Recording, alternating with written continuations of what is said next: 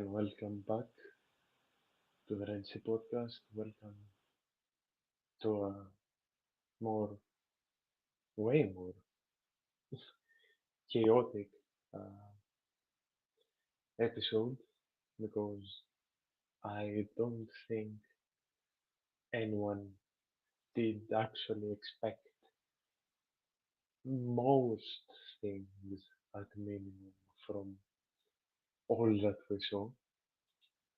But yeah, let's try to get into everything. Whether you're watching now or later, of course, feel free to drop your thoughts down below in the comments because God is there a lot to share, and God am I for sure gonna forget some stuff because too much happened. I feel like so. Do correct me on anything you wish. Do add anything you wish in the comments, and I'm here to talk about anything and everything, like always. But yeah, series tied 1-1 as Olympiacos with Panathinaikos 91 to 83 in a game that was overshadowed, whether that's for the better or the worse, and the basketball wasn't really the main focus point, which up until some point was expected, I think, with everything and anything that had happened before the game started. But I personally didn't think that it would be that bad. I didn't. I really didn't think it would be that bad. I thought that with half of the stuff that we had at the start, and then just not have a cold game of basketball because the derbies are never a cold game of basketball, are they? Uh, but have a relatively more basketball focused game, I suppose, with 5 million takes, felt like, with uh, Giannakopoulos doing Giannakopoulos things, and honestly, some of the most ridiculous stories I've seen, even from him, at a man getting ejected. Uh, Pretty sure Papa Petro got ejected from a tech. The Lucas things, the post game statements from Ataman, which was the final thing that caught my eye um, when right before I started, when I was preparing the show. Just, I'm gonna take it a bit reverse and start with the post game statements from Ergin Ataman, because Ergin Ataman, up until some point in some departments, is as bad as Giannakopoulos. And I'll start by saying that if Bartzokas made a statement like Ergin did, he'd be absolutely lynched by media. TLDR of what I understood the statement was is that Ergin called Olympiacos fans. I don't even know if I can say this on YouTube. The word that starts with A is the word that starts with B and ends with astards, which is funny coming from one. And he basically said that cash out Panathinaikos only want, but don't cash out Turkey, and that's racist and stuff like that. And the funniest thing is that Panathinaikos fans are defending him. It's a similar situation to the Osman post where some Panathinaikos fans were saying that play well and we'll give you Cyprus, we'll give you Ireland and stuff like that. They're defending him when he basically said, I don't give a fuck what you say about the team that I'm coaching, just don't cash out Turkey. Regarding what he called us, I honestly couldn't give less of a shit. It's more ridiculous to me that it just got translated and no one cared from Greek media, as is expected, but no one cared.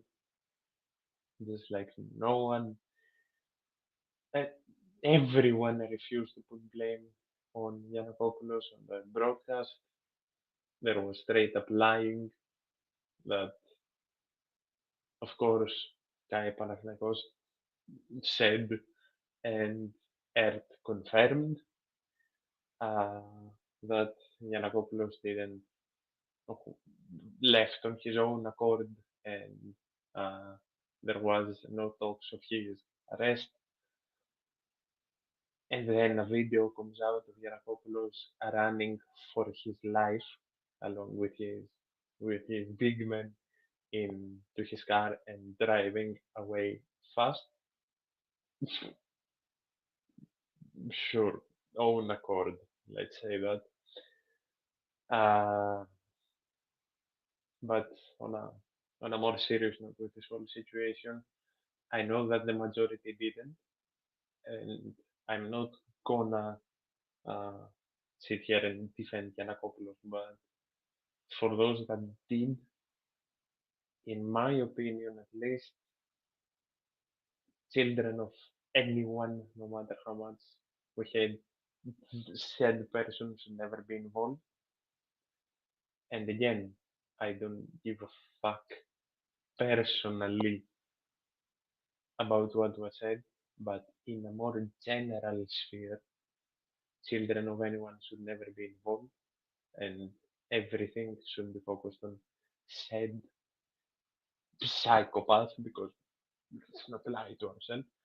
Uh, so yeah, that shouldn't really be repeated, but since Yiannopoulos basically caused it and answered back the same way about underage kids, uh, I'm not really gonna sit here and feel bad, but on a more general sphere, that should never be repeated. Let's not turn into him. Let's not turn into what we mock and what we are against. But yeah, the man lied as always, empty threats, uh, going after the fans, going after the Angelopoli, going after the cops. You all saw my face, you all probably had the same face, especially when he said that he helps the cops like we didn't know, going after the refs, shocker.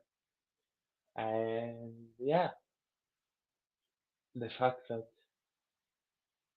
the single fact that he said that I didn't do anything once I came in, I just sat down in my chair and started wanted to watch my team. And then there is a photo of him uh, with the middle finger to the fan. it's it's not the fact that it's ridiculous. It's not the fact that it's embarrassing because it isn't. Because in his mind, he's right, and in Ataman's mind, Ataman's right, and anything and anyone.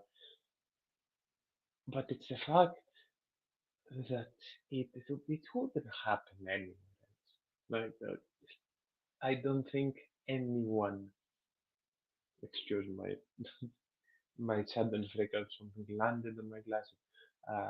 I don't think anyone would physically, actively, in any other European competition, part of the Euroleague we know, but that is In any other league, I don't think anyone would not only allow this man to do what he does, especially on the court.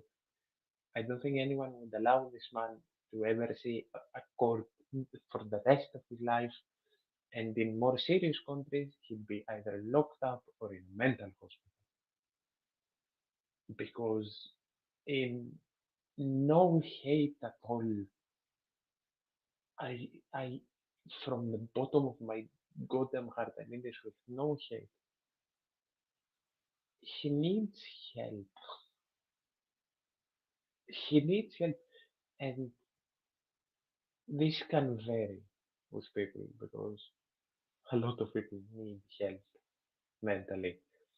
But up until a point, it becomes a necessity because goddamn, we knew already, but goddamn,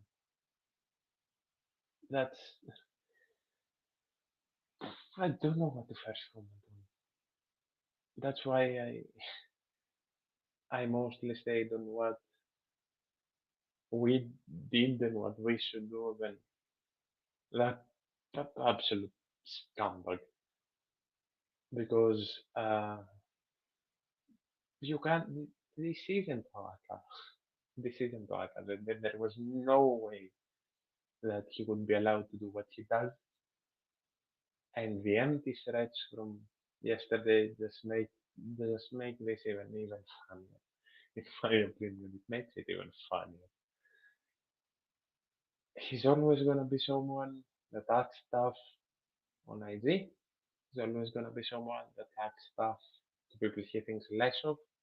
And when the tough gets going, he'll run away like he did today. There is a lot of people that can't stand up to Yiannopoulos because of the power he holds, but the moment that supposed power slips away, he's gone like the goddamn wind, like he was today. And I lost my train of thought. What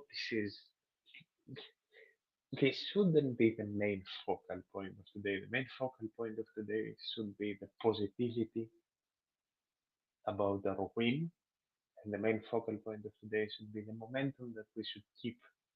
But I'll get into that. I just wanted to get through all the off-court chaos first. But yeah, the worst thing you can do to this man is not pay any attention. And I'm not saying this for the fans today. The fans today, in my opinion, were perfect, and that's what I'll start to get into in a bit. But the worst thing that you can do to someone like Yanakopoulos, the best and worst thing, depending on what way you look at it, is not pay attention to him. Because the more you don't pay attention to him, the more the attention seeker will go insane and eventually will get rid of him. But that's a different story because he'll always find a way to gain attention. That's the saddest thing. I think that's a whole 15 minutes of ranting about off-court absolute chaos that happened today. Uh, I don't even know if I want to speak about Lucas. I said the best thing because we all saw him, we all saw the laughs, we all saw the gestures towards the fans. We all saw the him pointing and at the third him ironically saying thank you and all that. That's Lucas always does. But the fact that this man gestured to the fans that I have four and you have three when he's won two out of the four with us is the most funny yet stupid shit. And that sums up not just Lucas but Panathinaikos in my opinion. that's about it from GBL Drama Episode 2. And before I full on get into the game itself, as this show is supposed to do, I'll just say one thing. On Wednesday, I don't know what we will see. I don't know what we will experience on Wednesday, but I fear, I genuinely fear that it won't be basketball. And if it gets to the point that we perform like we did today, I honestly think that we may genuinely see another full on just tear apart of Waka, and I hope everyone stays safe because these loads are fucking dangerous, honestly. But yeah, I think that's the off-court chaos done. Another parenthesis to open is that in all of the solo shows, even though I am slowly moving uh, behind the scenes to plan a lot of collabs and interviews, all the solo shows will always have the link in the comments. So whether you are listening to this now or after, know that when I am live solo, no matter what the show is about, you can hop on with me, share anything and everything you want. Olympiacos, questions, thoughts, comments, football, basketball, the rest technique, whatever the show is about. And as this show is for the fans by a simple fan, it will always be open lines. So yeah, uh, talked about this. Talked about this. Talked about this as soon as I opened the show. I can't say half the words in in this comment. All of you can say it on screen if you can go over on YouTube. And yeah, I think this, the fact that this podcast is here, I keep forgetting my camera is flipped. The fact that he called us this, he said don't cash out Turkey and cash out Panathinaikos all you want. This is the perfect response. And mine was the diplomatic one. uh, Thank you for the well done on the win. I'll get into that. And hello from the very beautiful Rhodes. And as a random curiosity thing, drop down below where you're watching from because YouTube analytics are very interesting. Even if you're watching after, even if you're listening on Spotify, drop in the comments where it's from because I'm curious. Very, very, very curious where in the diaspora my shows land. Before I get into the game aspect, I wanna comment on this. I had 2 days ago. I had a segment on the show. Uh, Bristol, England. That's interesting. It's interesting that actually, fun fact: my third biggest audience is from England, so that's very interesting to me. But yeah, 2 days ago on the post game, I had a segment called Fan Division, and the first thing that I said is that the worst thing that we can do to the team right now is be divided, whether that's for the coach, for players, for the atmosphere, for performance, for off-court situations, however you want to take it. The worst thing that we can do to the team is be divided. We showed up today the people showed up or not. I'm not going to include myself because I wish I was a chef, but I wasn't. The people that were there showed up today as a unit to defend this team, to defend the stadium, to defend our home, along with the team, to urge the team on, to hype up the players that need it, to go ballistic at some points, to not care about anything and anyone and defend the team and go after uh, Giannakopoulos and go after Panathinaikos and chant their lungs out. Um, Honestly, apart from the people that cast out Giannakopoulos' daughter, which I said in my opinion earlier, I honestly think this was one of the most united, perfect atmospheres that Chef has seen all year. And the unity that today showed pushed onto the result honestly shows that when Olympiacos stands at one, as one, I'm sorry, when we stand behind the team, nothing can stop us because we are the most fierce fan base in Europe and we are the most unstoppable fan base in Europe. And I would point to the buds uh, right here, but honestly, it's too hot and I decided to wear this to not get the sacred uh, red and white completely so. That's an interesting question.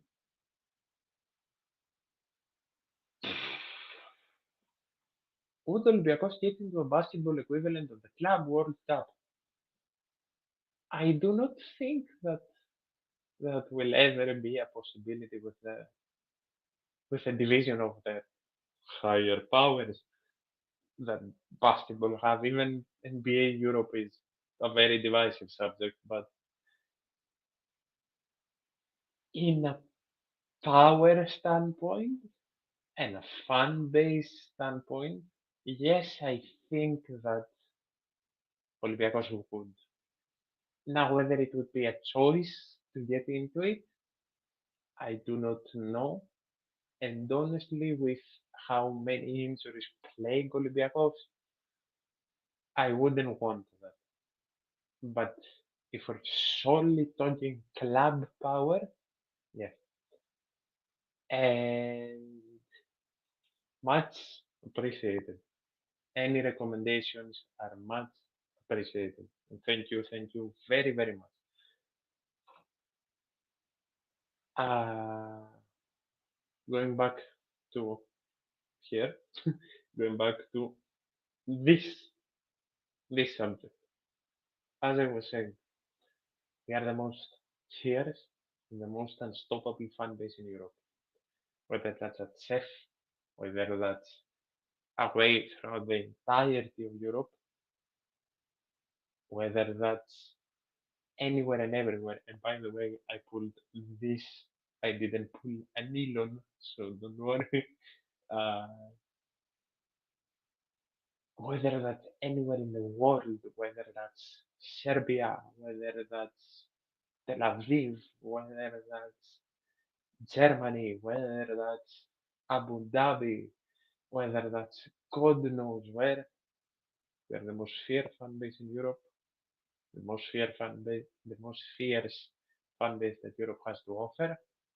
And when we are a family and not divided over stupid shit, we can push this team to great, great, incredible heights. And today was just a glimpse. And again, regarding the league, if we go on and win the league, which let's not get ahead of ourselves yet, but if we go on and win the league, a lot of tides shift. and it will be very interesting. But yeah, as I said earlier on, game 3 is going to be something. But game 2, as a game in general, was intriguing, honestly, as much basketball as it was possible to be played. Because it was different. It was different not only regarding what game 1 showed us, but it was different in a lot of departments. A very, very, very, very positive thing that came out of this game was the massive improvement in the threes, with uh, especially in the first half, because we ended up with less threes. We had a 2 out of 7 in the first, with a 0 out of 3 from Pana, and we had uh, where is it? It wasn't the second, it was the third. A 62.5% with 5 out of 8 threes. I thought that was the second, but that was the third quarter, which gave us a massive boost in momentum. And the other thing that we thankfully fixed near the end are the rebounds. The rebounds, which, not shockingly, I wouldn't say shockingly because it's not shockingly, but which surprisingly, especially compared to game 1, we severely lacked in as we started the game. And I can especially go on and name a few plays in which both Fall and Milutinov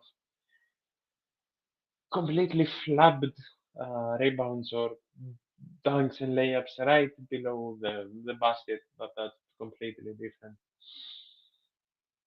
But it felt like that was the only piece from the game that was missing, because everything else was going so well, and especially when we built up that 20-point difference, it felt like everything was going perfectly, everything was flowing like it should. We finally saw the Olympiacos basketball that we know and love, that got us through the entire season.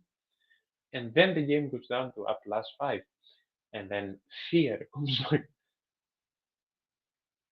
Part that Panathinaikos ran, though, we stood to our feet with different people taking the front foot than we expected. And this was the reaction that the people were demanding. This was the reaction that was needed. And this is the reaction that will keep being needed as time goes on. Because even if game 3 will be a very hard task, we can still do it if they allow us to do it. If basketball is allowed to be played, I mean, we can still do it. And if we somehow come out on top on Wednesday, we then come back. And if we play like we do today, we win a league that everyone had us written off. And then the fun begins. Honestly, then the fun begins. I'm getting too far out ahead of myself again. But yes, we can use today to get into ATA with much more confidence, because confidence is what we needed. The main thing that we need to keep from today is that the performance is there, and if we can get the consistency from everyone, it looks out. because it felt like the game was a roller coaster today, and it may have been the off-court uh, things happening affecting the players. But if we go on, keep today's performance from the people that we honestly didn't expect it from, and keep a consistent performance all around, because as I said, I think I said this before, the Final Four, uh, with the Final Four and the league, players, everyone, all the players, wouldn't just need to show up to 100%, they need to show up to 1,000%. And that's what a lot of them did today. A lot of them didn't, but that's what a lot of them did today. And if they take that, and the people that we are used to being at the front foot go back up to the front foot, everything will be fine. And before I get into individual performances, because I don't want to touch on a lot of them today, but there are some that deserve a huge amount of applause.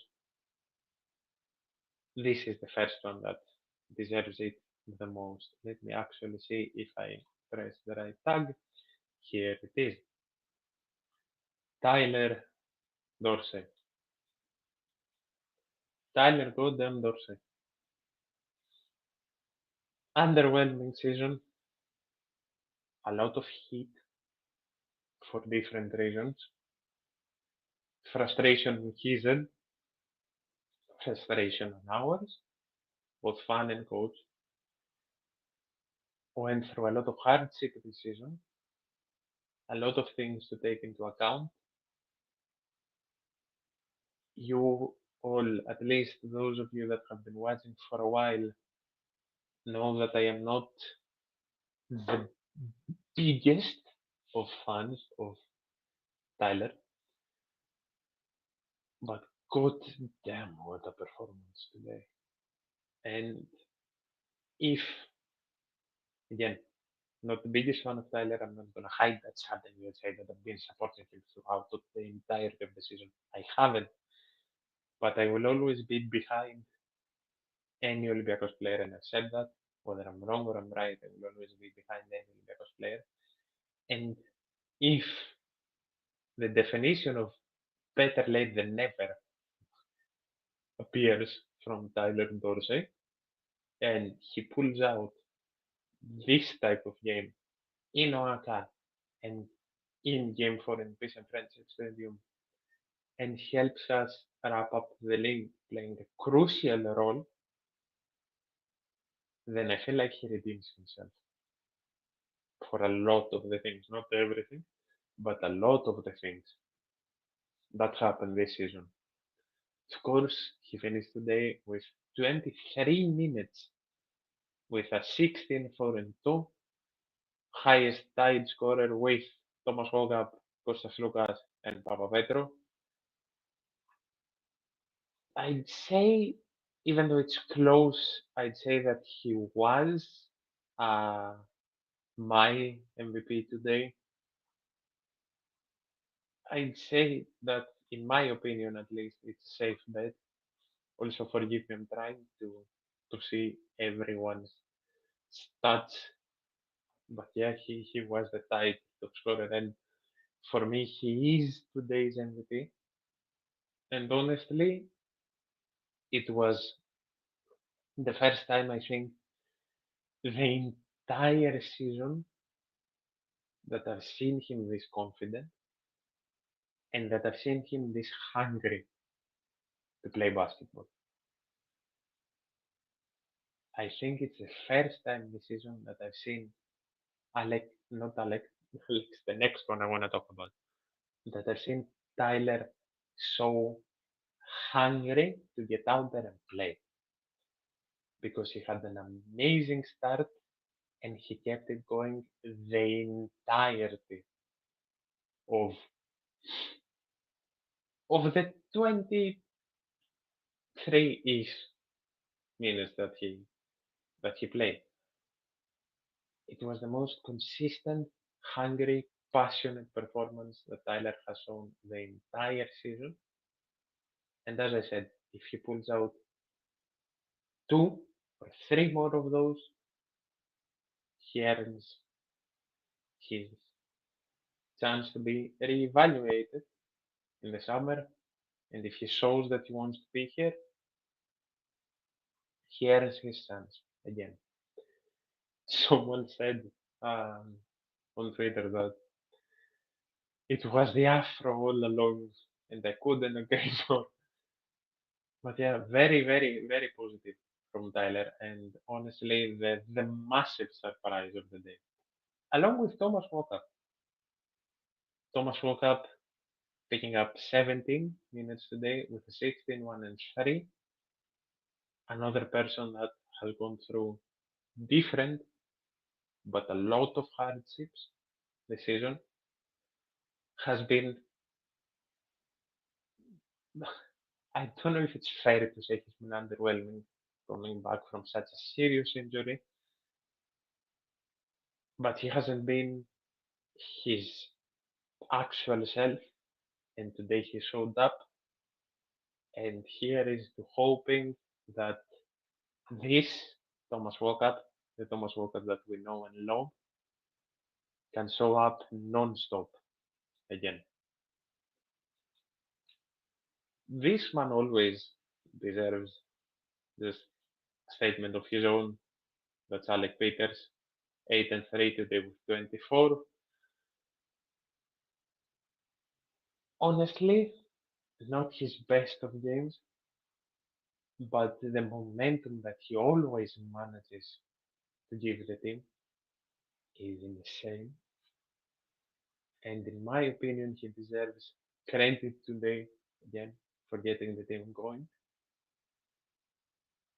And hopefully, in Oaka, we can see an even better Alec, and as he proves why he deserves more time. And again, we saw Alec at the 5 today as well. And I think that the best closing statement about Alec Peters is that when uh, you have a player that's this consistent and this quality at this many positions, you don't let him go. A shocking 5 that worked today was the 5 that included Lee, as underwhelming as he was, uh, Sack and Dorsey at the same time. That, for some reason, and I'll admit, I doubted that immediately, and I was extremely wrong. But for some reason, that worked great. So perhaps with Lee way more concentrated because he was bad today. Perhaps that will work a lot more. And again, with Lukan out today and one out and out playmaker, of course the form was gonna dip. But again, as I said, we kept it together. Perhaps not as much as we should have, but we kept it together. And if we perform like this and staying way more consistent, as I said at the start, I don't know why I made that whole jumble of one word. We can do something here. If you all can tell, my positive side is just back again. I mentioned Shaq with a 10 and 3 in 24. Shaq got a lot of game time today. This is probably Shaq's last hurrah with the team. Probably his last fight, his last couple of games, not just with the team, but in basketball. So if Luka isn't fully fit, I would love to see Shaq get a nod in Oaxaca, and I would love to see Shaq get a nod in the final game as well. Hopefully, again. The ones that didn't really step up today, I said that Alec finished with an 8 and 3. I am mistaken. Alec finished with a 9, 4 and 1 in 15.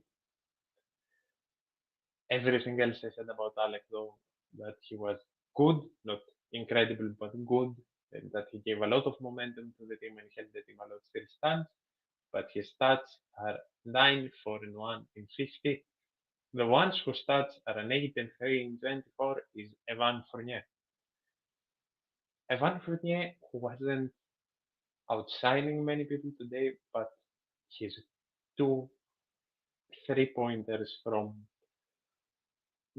France itself, from Gotham Paris, uh, especially the one that may genuinely be from 9 meters out, was maddening, and it got the team going so much. Evan may not have been statistically crucial today, but he was more than crucial in the moment. Sasha with a 15 and 9 in 30. Sasha, honestly, it's insane that you can call 15 and 9 bad, but Sasha has been underwhelming to his standards, if that makes sense. And if he steps up just that bit more, just that bit more because he can, then we'll be perfectly fine, honestly. Pap, of course, with a 6, 2, and 5 in 16, the captain is always there, the captain is always doing his job, and the captain is always playing his role perfectly, no matter what the role given is. I think that's about it on my end for today. I I tried to focus more on basketball than the chaos that happened, but there was a lot of chaos that happened. And be prepared for even more on Wednesday, I think. Thank you all very much for watching. Check out everything in the description. Thank you for 200 subs. I forgot to mention that. We are 200 now. Next goal is 3. Of course, thank you all very much. As corny as it sounds, I didn't even think that this channel could get 10. So thank you all very much for 200. It's only up, and it's gonna be a big summer, a very big one. See you all soon. Thank you.